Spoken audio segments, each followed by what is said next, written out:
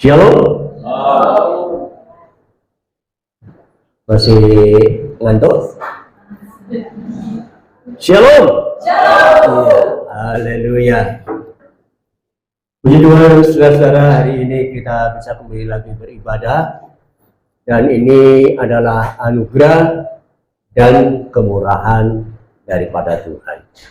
Ya, kita gunakan kesempatan hari ini untuk kita bersama-sama memperhatikan, mendengarkan firman Tuhan. Haleluya. Nah, di dalam kesempatan hari ini, saya ingin menyampaikan firman Allah dengan satu tema, hati yang gembira adalah obat yang manjur. Hati yang gembira adalah obat yang manjur. Bukan sekedar obat. Ya. Sekali lagi saya sampaikan kepada saudara bahwa saya pernah pergi ke apotek seberang. Ditulis di situ, hati yang gembira adalah obat. Saya bilang kurang itu. Kenapa, Pak?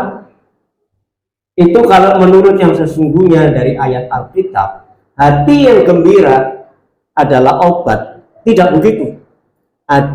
Adalah obat yang manjur. Oh iya Pak, bukan saya yang buat kok, yang punya. Sekarang nggak ada. Ya, mungkin kalau manjur nggak laku obatnya. Iya kan? Iya. Tapi yang di Ploso, di K24 Ploso itu, saya beli obat ke sana, ada tulisannya, hati yang gembira adalah obat. Titik. Saudara, tapi firman Allah itu harus lengkap, komplit. Hati yang gembira, hati yang senang adalah obat yang manjur, obat yang mujarab. Ya, haleluya. Amsal pasal 17 ayat yang ke-22, firman Allah mengatakan, hati yang gembira adalah obat yang manjur. Tetapi di samping itu dikatakan, tetapi semangat yang patah mengeringkan tulang. Nah, bikin kerompos tulang, saudara. Ya. Kalau semangat kita patah, tidak ada sukacitanya, tidak ada senangnya, dari hari ke sehari cuma susah saja, Alkitab katakan itu mengeroposkan tulang. Kalau tulangnya sudah keropos, bisa jalan enggak? Saudara, resep yang diberikan oleh Tuhan, hati yang gembira adalah obat yang manjur. Haleluya. Nah, dua bentuk sikap, ya, dua bentuk sikap hati yang mencerminkan wajah. Orang bisa dilihat wajahnya itu diawali dari hati. Ya. Di dalam Amsal pasal 27 ayat 19, seperti air mencerminkan wajah, demikian pula hati manusia itu mencerminkan manusia itu. Air bisa menunjukkan wajah kita. Demikian pula hati itu akan bisa menunjukkan wajah kita. Kalau hatinya senang, wajahnya pasti sumringah, gembira. Tapi kalau hatinya sumpah, sebel, pasti wajahnya muram. Jadi dari wajah ini bisa kita lihat hati manusia itu, apa yang terjadi di dalam kondisinya, senang atau senang. Ya, saudaraku, kita perhatikan, gembira atau sedih. Wajahnya sudah kelihatan sudah. Dari sini saya bisa lihat saudara, kira-kira senang apa enggak ya? Yang tersenyum pasti senang kan? Tapi yang cemberut, pasti senang. Ya, Jadi dari hati ini tercermin kepada wajah. hati yang gembira muncul, ya, wajahnya yang begitu bersinar, ya. Nah, saudara yang kekasih, hari-hari manusia itu berlalu ditandai dengan semua beban kehidupan, ya, yang kemudian merampok, menggerogoti kehidupan kita, kesehatan kita. Hati manusia, ya, itu seringkali dikuasai oleh situasi. Kemarin aja sudah bingung semua, goyang gitu kan, ayo keluar, orang kampung keluar semua, ya. Rumah sakit Dr. Sutomo itu ada yang rontok merotoli, ya. UNER, ya, sorry, ya, rumah sakit UNER, ya. Saya lihat ada yang dievakuasi keluar, itu pasien-pasien. Saudara, kondisi manusia itu seringkali ditandai dengan sesuatu yang tidak menyenangkan, ya. Jika itu dibiarkan, akan semakin menghilangkan senyuman dari wajah kita.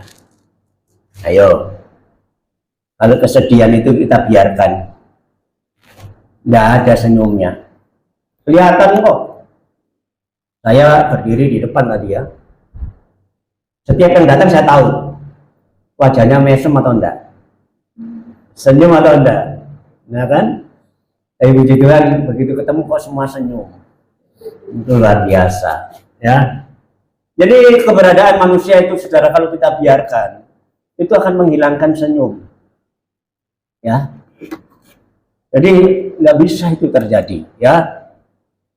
Nah, berbagai penyakit, stroke, darah tinggi, hipertensi dan lain sebagainya itu, ya.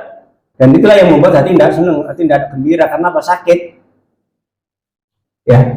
Tapi sebenarnya obat-obat itu yang paling manjur adalah hati yang senang. Ayo, praktekkan firman Allah. Hati yang gembira adalah obat, ya kan? Nah, hati yang gembira adalah obat yang manjur. Tapi semangat patah itu mengeringkan tulang. Orang Kristen harus ditandai dengan semangat. Semangat, semangat. Sakit boleh datang, karena manusia itu selalu ditandai dengan hal-hal yang tidak menyenangkan di atas bumi ini, ya. Nah, kegembiraan dalam hati itu sangat berguna, sangat bermanfaat, ya. Amsal 17 ayat 22, hati yang gembira adalah obat yang manjur, tetapi semangat yang patah mengeringkan tulang. Ini berulang-ulang dimunculkan supaya menyadari bahwa hati yang gembira itu sangat penting dalam kehidupan kita. Saudara mungkin hari ini sedih karena sakit, tapi saudara, saya teringat satu, hati yang gembira adalah obat yang manjur. Tuhan kasih resep. Apapun masalah saudara, tetaplah memiliki hati yang gembira, ya. Nah, hubungan erat antara ekspresi, ya, dan wajah ini, ya, dikatakan Amsal Sulaiman pasal 15 ayat 3, hati yang gembira itu membuat muka berseri. Wajahnya itu berseri-seri, semina apa? Semrengah, ya. Orang kalau suka senyum, tuh pasti hatinya seneng kan, gembira. Tapi kalau dia jalan senyum-senyum sendiri, hati-hati, bawa kemenur, saudara. Ya, diam-diam senyum-senyum sendiri sambil jalan, gitu, ya.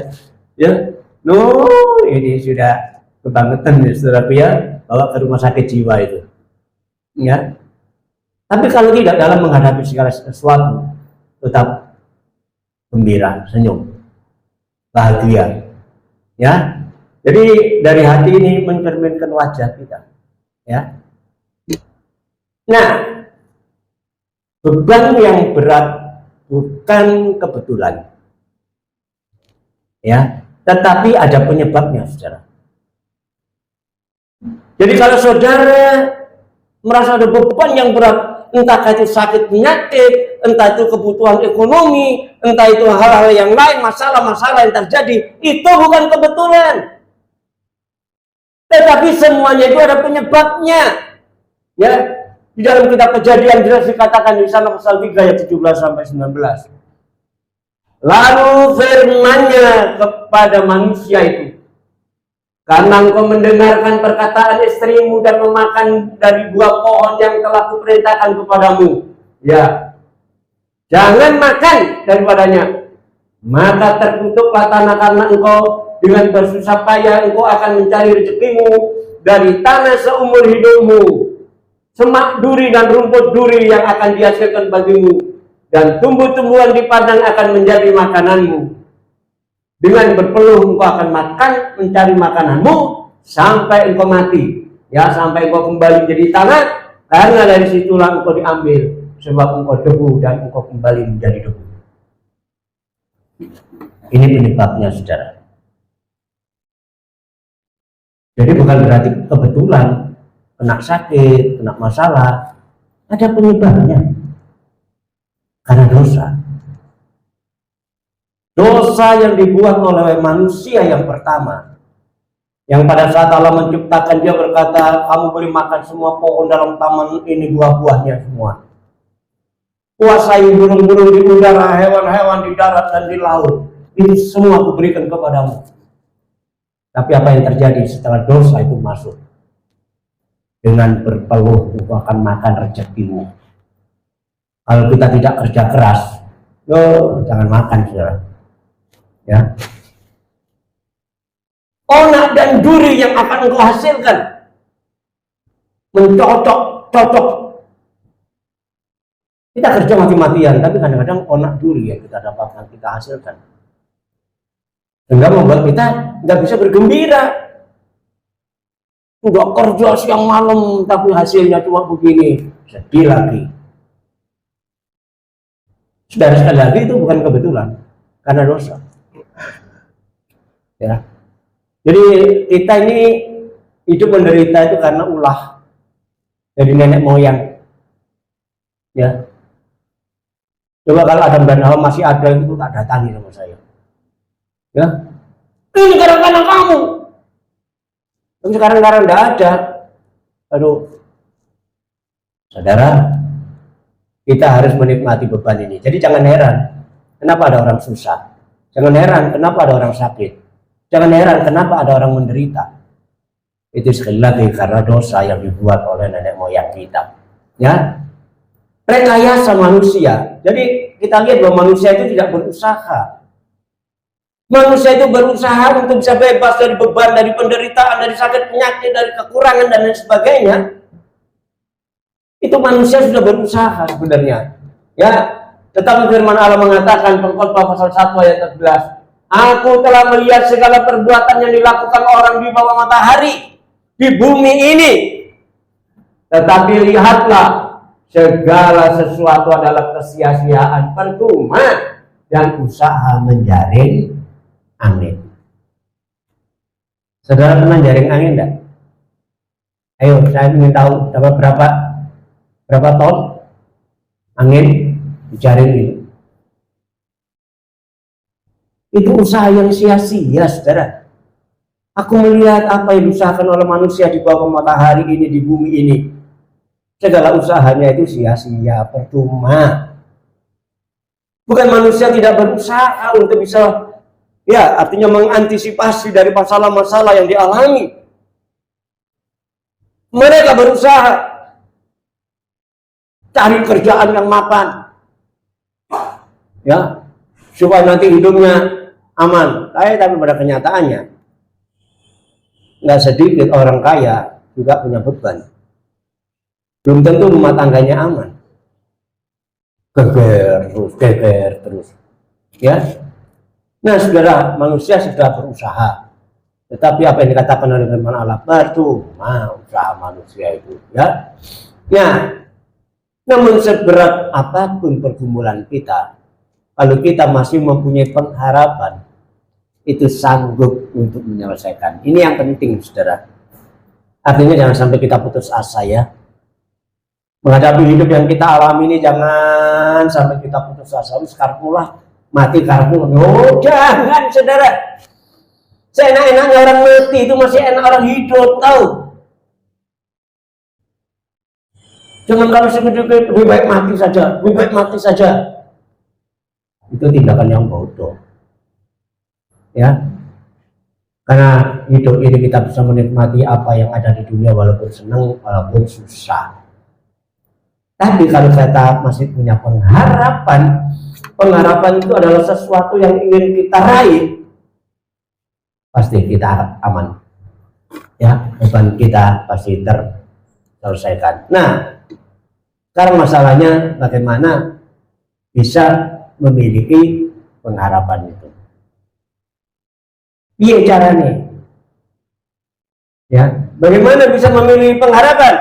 Alkitab katakan, miliki hati yang gembira. Titik.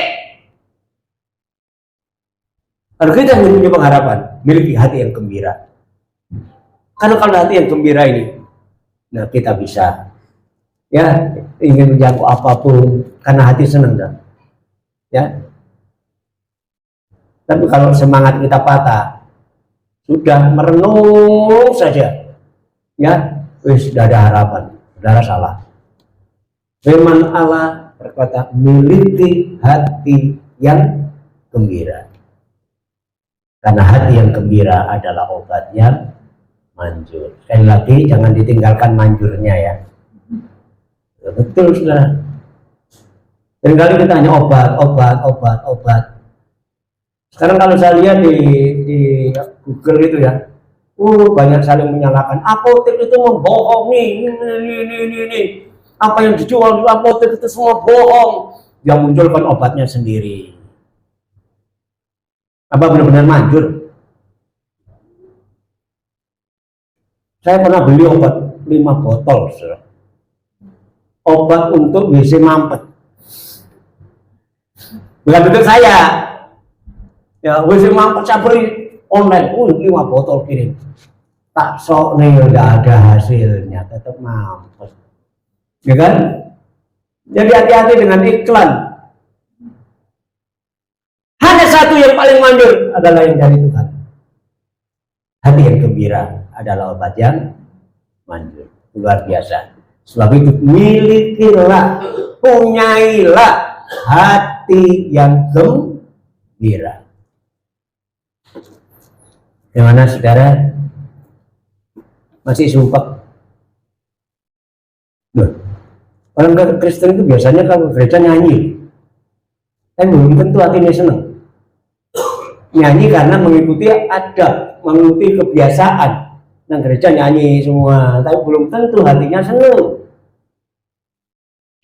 Sebab itu setelah dari gereja masalahnya tetap ada, nggak terselesaikan. Tapi coba milikilah hati yang gembira. Haleluya. Nah, bagaimana caranya kita bisa menikmati hati yang gembira? Ya, aku sudah berusaha loh, ngumpulkan uang banyak biar gembira, tapi ternyata enggak. Ya, uang malah bikin masalah. Aku sudah berusaha loh cari penghiburan di bioskop, di mall, di mana, tapi pulangnya masih tetap susah. Ya kan? Kan beban penderitaan enggak pernah meninggalkan manusia, tapi ngintil terus. Apa ngintil itu? Mengikut terus. Dimana saja kita pasti susah. Ya, kalaupun senang pasti sebentar. Tapi kalau obatnya manjur, sekali sembuh tetap sembuh selamanya. Dan obat yang paling manjur itu datangnya dari Tuhan. Hati yang gembira adalah obat yang manjur. Sebab itu milikilah hati yang gembira. Dan bagaimana caranya? Nah, kita perhatikan ya dalam Matius pasal yang ke-11 ayat 28 sampai 30. Marilah kepadaku semua yang letih, lesu dan berbeban berat, aku memberikan kelegaan kepadamu. Nah, kuncinya, pikulah kau yang kupasang dan belajarlah kepadaku, karena aku lemah lembut dan rendah hati, dan jiwamu akan mendapatkan ketenangan. Ini kunci loh. Saya sampaikan kepada saudara. Sebab kau yang kupasang itu enak dan bebanku pun ringan. Ini kuncinya saudara. Kalau hari ini mungkin saudara sedang susah, sedih, sedang punya beban yang berat, perhatikan. Undangan dari Tuhan ini ya.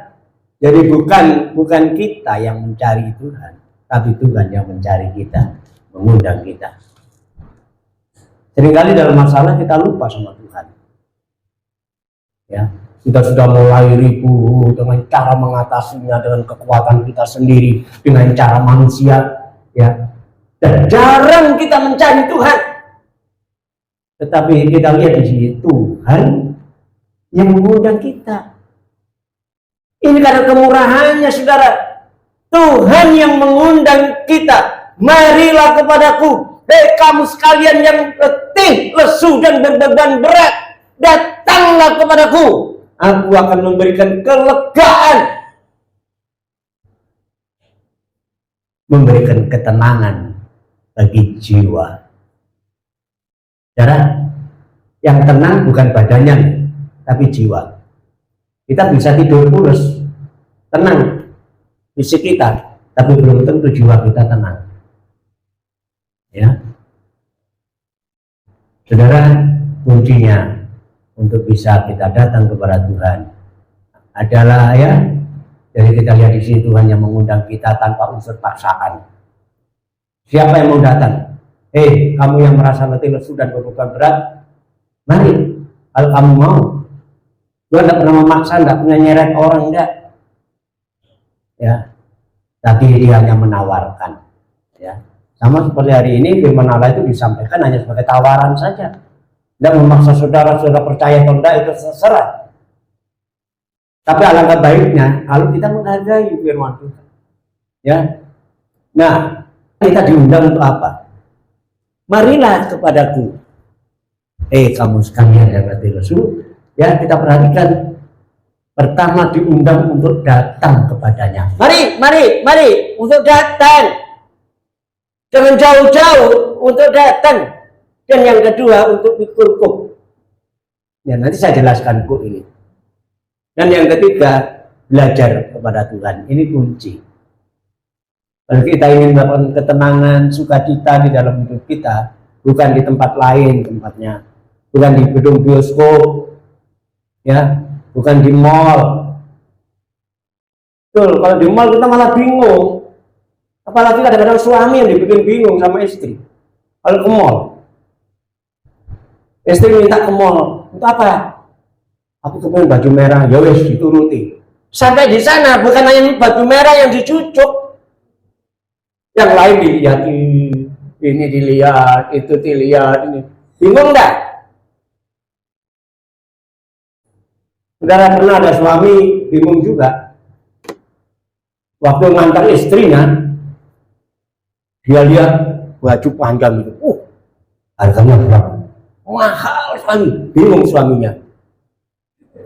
Dia jatuhkan uang 20.000. Terus dia bilang sama istri, ada uang. Diambil sama istrinya. Saya bilang, ayo, pergi. Pergi, nggak jadi beli. Ini jadi belajar ya suami-suami. Terus dia mampir lagi di lokasi lain, sama. Aduh, ini apa ya? Jatuhkan lagi uang 20.000. Nah, ada uang jatuh. Ada orang. Ambil. Ayo kita pergi. Nggak jadi beli. Enggak, malah senang kalau di mall. Malah sumpek saudara. Ya, jadi nanti kalau diajak istri ya, Jangan ragu-ragu, lemparkan aja duit, supaya nggak jadi beli. Ya. Tapi kalau istri sudah tahu siasatnya, diambil, ayo tetap beli, gitu ya. Karena istri tahu siasatnya itu. Jadi saudara, yang pertama adalah datang kepada Yesus, ya. Marilah kepadaku semua yang letih lesu dan berbeban berat, aku akan memberikan kelegaan, memberikan sukacita bagimu, ya. Hidup dekat dengan Tuhan. Ini yang pertama, saudara, ya. Diundang untuk apa? Supaya kita dekat dengan Tuhan. Kenapa harus dekat? Karena firman Allah mengatakan, ya, hanya dekat Allah saja aku tenang, ya, daripada nyala keselamatanku. Saudara, hanya dekat Allah. Ayo coba, silakan saudara menjauh, ya, nggak pernah datang ibadah, waktu ibadah malah pergi ke tempat lain, itu nggak akan tenang. Tapi kalau saudara datang kepada Tuhan, dekat kepada Tuhan, mendengarkan firman-Nya, firman Allah itu menghibur dan memberikan kekuatan bagi kita. Hanya dekat Allah saja aku tenang, kata pemazmur ini. Ya, bukan di tempat lain. Ya, saudaraku, ya. Lukas 19 ayat 5-6, ketika Yesus sampai ke tempat, ya, ia melihat ke atas dan berkata kepada Sakius. Sakius ini orang Yahudi tapi punya tubuh pendek, ya. Segeralah turun, sebab hari ini aku harus menumpang di rumahmu. Lalu Sakius segera turun dan menerima Yesus dengan sukacita. Saudara, Sakius ini adalah orang Yahudi, tapi dibenci oleh orang-orang sebangsanya. Bukan karena badannya pendek, karena Sakius itu kan orang pendek. Bukan. Tapi dia bekerja sebagai pemungut cukai, itu bagi orang asing. Jadi kepada orang-orang Yahudi dia tarik pajak-pajak, diserahkan kepada orang asing, Romawi pada waktu itu. Penjajah. Sebab itu sangat dibenci. Bayangkan kalau orang itu dibenci sama orang lain, hatinya gimana? Nggak pernah rasa senang, saudara. Ya. Ketika Tuhan Yesus lewat, dia nggak mau bergaul dengan orang-orang sebangsanya. Dia naik di atas pohon. Dan ingin lihat Yesus. Tapi apa yang terjadi? Yesus tahu. Sakius, turun. Datanglah kepadaku, turun. Dan apa yang terjadi, saudaraku? Berubah hati daripada Sakius itu. Dia datang dengan hati yang bersuka cita, padahal dia bebannya berat. Tapi begitu dekat dengan Tuhan, hatinya bersuka cita.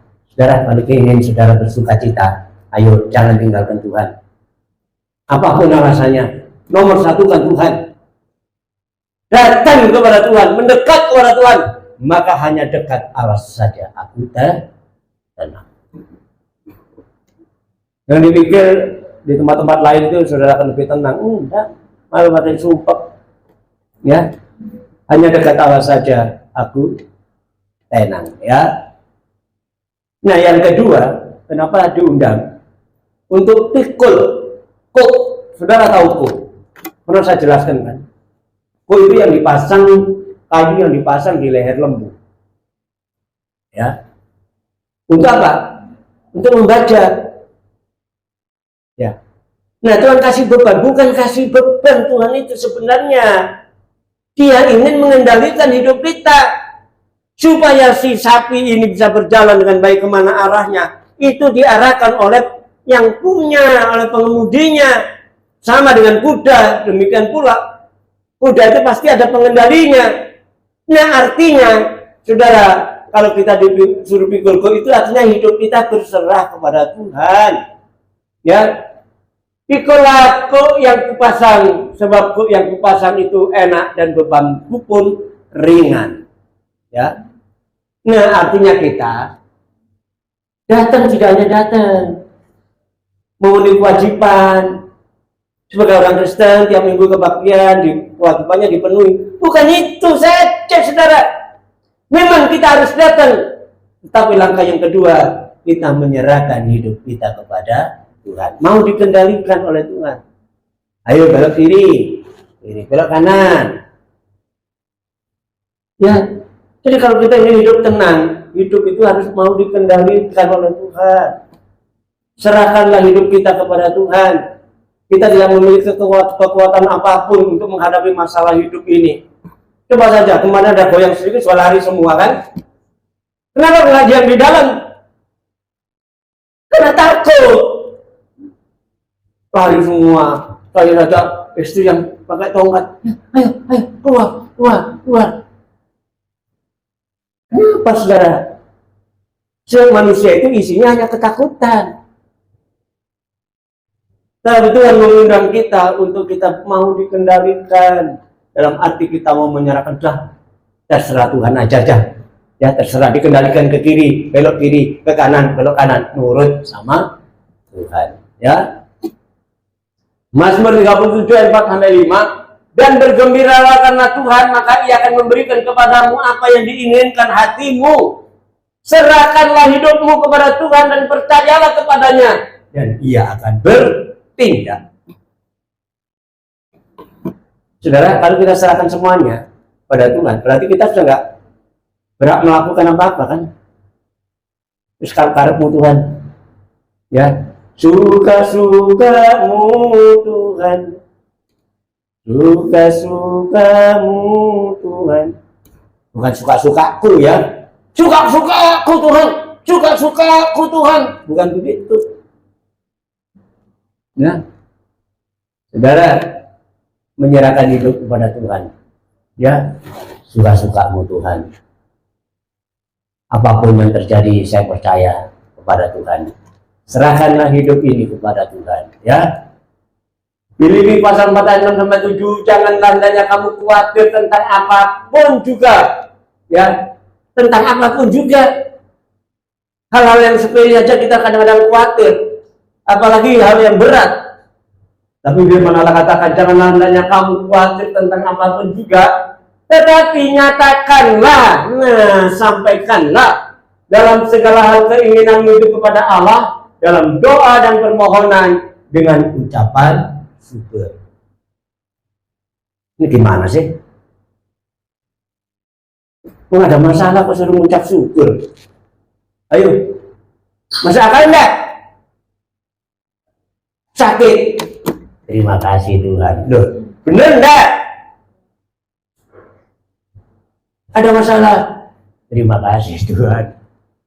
Saya ingin tanya kepada saudara, sudah pernah praktek ini? Oh, ada masalah, Tuhan, kenapa saya jadi begini Tuhan? Ah, itu biasanya. Tapi pernah enggak mengucap syukur? Aduh, sakitnya. Matur nuwun Gusti. Nah, aneh kan? Ajaran Tuhan itu aneh, saudara. Ya, dalam segala apapun yang terjadi atas hidup kita, besar ataupun kecil, ayo tetap kita mengucap syukur. Sampaikanlah kepada Allah dalam doa dan permohonan dengan ucapan syukur. Maka apa yang terjadi? Damai sejahtera Allah yang melampaui segala akal, yang tidak masuk akal itu, saudaraku, akan memelihara hati dan pikiranmu di dalam Kristus Yesus. Orang-orang bisa heran loh lihat orang Kristen ini, tapi orang Kristen yang benar loh ya, bukan yang peserta. Ini aku orang Kristen ini, kondisi kayak gini kok masih bisa mengucap syukur, menyanyi itu Tuhan. Aneh kan? Coba saja orang Kristen kalau mati, meninggal dia, ada nyanyian enggak?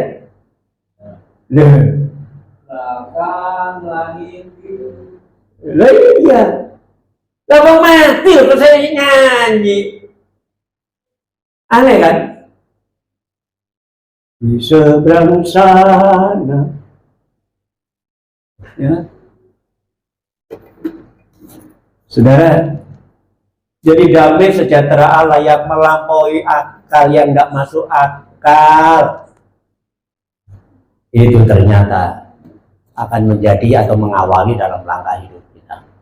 Ya, kondisinya susah, loh, kebaktian terus, ya, makan aja sulit, masih kebaktian, ya kerja, oh saudara, jangan dipikir Tuhan tidak lihat, saudara, ya, apa yang terjadi atas hidup kita kalau kita menyerahkan semuanya kepada Tuhan, maka damai sejahtera Allah yang melampaui segala akal itu akan memelihara hati dan pikiran sehingga kita masih tetap memuji Tuhan.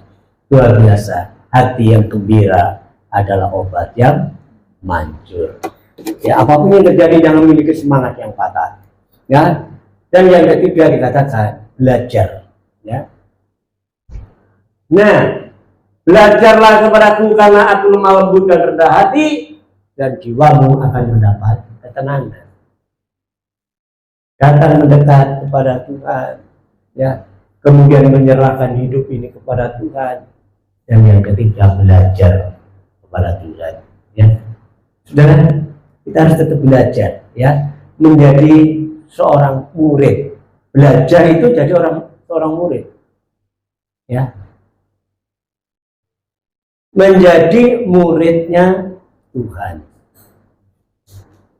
Kuncinya jadi seorang murid yang bisa berhasil, ya saudara, kuncinya cuma satu, mendengar. Ya, saya waktu perkenalan dengan dosen saya ketika saya masih kuliah, ya, cuma kan suruh memperkenalkan diri.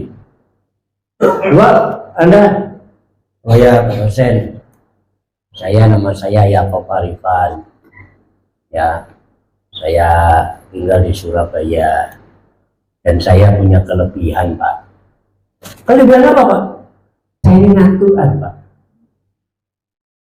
Jadi waktu dosen ngajar ini saya mesti merem gini, ngantuk ini. Jangan marah ya, Pak, tapi jangan khawatir, apa materi yang Bapak bagikan itu pasti saya serap dengan baik. Karena ketika Bapak mengajar, saya rekam. Ya, kemudian saya pelajari. Dan kemudian pas wisuda, pas saya ternyata memiliki nilai yang baik. Ya, saya yang disuruh oleh, ya, rektor di sana itu untuk memberikan sambutan mewakili mahasiswa yang lain. Ya. Jadi orang seluruh dosen di sana, seluruh mahasiswa dan ya orang-orang di kampus di Malang itu, dia tahu saya semua. Saya punya ciri khas ngantuan, pasti sudah. Ya. Nah, sekarang ini, Mbak, teman-teman saya kadang panggil saya, Mbak, masih ngantuan, Mbak? Iya. Hebat ya. Walaupun saya mengantuk, tetapi bukan berarti saya tidak memperhatikan. Saya mendengar lewat rekaman yang sudah saya rekam. Saya pelajari lagi ketika ada di kos, ya, ada di tempat penampungan mahasiswa itu. Nah, saya pelajari, mendengar. Jadi kuncinya, saudara, untuk kita berhasil itu mendengar, ya. Nah, Yesaya pasal 28 ayat 23. Pasanglah telinga dan dengarkanlah suaraku. Perhatikanlah dan dengarkanlah perkataanku. Ayo. Kalau ingin sukses, kalau ingin berhasil, apa yang dikatakan oleh Tuhan? Dengarkan. Ya. Tutup dulu itu HP. Dengarkan firman Allah. Kadang-kadang kesempatan ya, apalagi yang duduk di belakang. Nah, tapi saya tidak duduk ya. Di belakang kadang-kadang main HP, nggak denger kan? Nah,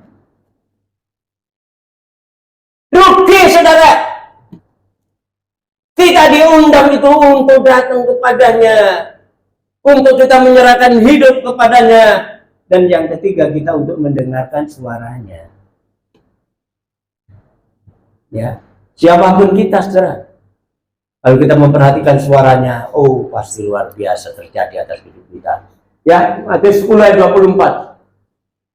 Seorang murid tidak lebih daripada gurunya, atau seorang hamba daripada tuannya. Jadi kita nggak lebih daripada guru kita. Tapi lanjutan ayat itu mengatakan, ya tetapi kalau murid itu sudah lulus, dia akan menjadi seperti gurunya. Jadi seorang murid itu tidak lebih dari gurunya, tapi kalau dia sudah selesai, ia akan menjadi sama seperti gurunya. Ya, Yeremia pasal 15 ayat 16. Apabila aku bertemu dengan perkataan-perkataanmu, bertemu dengan perkataan itu artinya kita sedang mendengarkan firman Tuhan. Maka aku menikmatinya. Nah ini saudara, ini yang penting. Dengar tidak cuma dengar saja, ya, masuk telinga kiri, keluar telinga kanan, bropos. Nikmati firman Allah, renungkanlah firman Allah. Ya, ketika aku bertemu dengan perkataan-perkataanmu, maka aku menikmatinya, kata Nabi Yesaya. Firman itu menjadi kegirangan bagiku. Wow. Kegirangan akan muncul. Hati yang gembira adalah obat yang manjur. Kuncinya dengar firman Allah. Ya. Dan menjadi kesukaan hatiku sebab namamu telah diserukan atas ya Tuhan Allah semesta alam. Jadi saudara, kuncinya mak mendengar. Ya. Nggak bicara sendiri, ya. Kita benar ke gereja besar. Pengunjungnya memang banyak sih, namanya gereja besar. Saya lihat waktu firman Allah disampaikan, kok nggak ada perhatian. Ya itu umum di belakang. Ya, ada yang ngomong sendiri, ada yang main HP. Wah. Yang di depan sih sedikit perhatian karena di depan ya, yang di belakang itu. Makanya supaya jangan dicurigai, lebih baik duduknya di depan. Ya. Tapi kalau gereja kecil gini, saya bisa lihat dari sini sampai ke belakang saya tahu siapa yang main HP, saya tahu. Ya. Itu sebabnya saudara, ketika aku bertemu, berjumpa dengan perkataan-perkataanmu, berjumpa dengan firmanmu, aku nggak diam, aku nggak sibuk, tapi aku menikmati. Dan firman itu menjadi kesukaan bagiku, ya, karena namamu telah diserukan atas. Jadi 3 poin ini, saudara, kenapa Tuhan mengundang kita? Tuhan ingin, saudara, kita menikmati kegembiraan, ya, karena sukacita itu hanya ada di dalam Tuhan. Caranya, ayo hargai undangan Tuhan. Kita datang kepada Tuhan, kita setia beribadah, dan di samping itu kita menyerahkan diri kepada Tuhan. Dalam kekuatan kita serahkan diri kepada Tuhan. Dan kemudian yang ketiga, mendengar, memperhatikan firman Tuhan. Saya yakin hati yang gembira itu akan menjadi bagian dalam hidup kita dan akan tetap mengawali hidup kita, sehingga apapun yang terjadi kita tetap bergembira. Haleluya, ya. Nah, kemudian kalau kita sudah memiliki sukacita itu, Tuhan tak ingin diam, tak ingin kita diam, tetapi kita harus menjadi saksi Tuhan, ya. Yesaya 50 ayat 4, Tuhan Allah telah memberikan kepadaku lidah seorang murid. Wah, jadi kalau kita sudah dengar, kita punya lidah murid, ya. Supaya dengan perkataan aku dapat memberi semangat baru kepada orang yang letih lesu. Saudara, saya ingat Bu Suratma dulu ya, Suratma almarhum. Dia pernah cerita, dia kan rajin ke gereja, tapi tidak ngerti. Tidak ngerti dalam arti dia buta huruf, tapi dia setia mendengar firman Allah. Suatu saat dia ditanya oleh janda, ditanya oleh orang janda, daripada jandanya ya. Sampai ini lu kok rajin sekali ke gereja, dikasih apa sama Om Arifan? Dia jawab, aku nggak dikasih apa-apa kok. Nah, kok bisa rajin gitu? Aku cuma dengar firman Allah. Oh, apa firman Allah ini? Ikut aja datang ke gereja. Nanti kamu bisa ngerti sendiri. Nah, dia nggak bisa ngomong, tapi dia bisa bawa orang lain. Akhirnya orang itu datang ke gereja. Nah, begitu dia ke gereja, akhirnya orang itu juga menjadi setia. Ya. Tapi dua-duanya sudah meninggal sebenarnya. Jadi walaupun bukan berarti dengan perkataan kita, artinya kita harus begitu lupa, kita bisa bawa mereka dengan cara yang Tuhan kasih.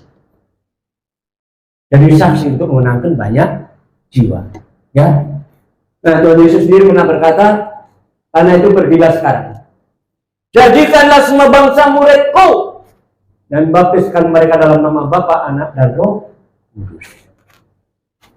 Saudara, ya memang pertumbuhan itu semua dari Tuhan ya. Tetapi kita tidak boleh lupa bahwa kita punya tugas juga untuk menangkan jiwa bagi Tuhan. Ya, kalau Tuhan masih izinkan memakai hidup kita, mari kita menangkan orang lain, terutama keluarga kita. Mereka yang tak percaya Tuhan, mari kita bawa untuk setia kepada Tuhan. Ya, untuk mereka dapat menikmati apa yang kita nikmati, hati yang gembira. Saudara gembira ini? Kepaksa?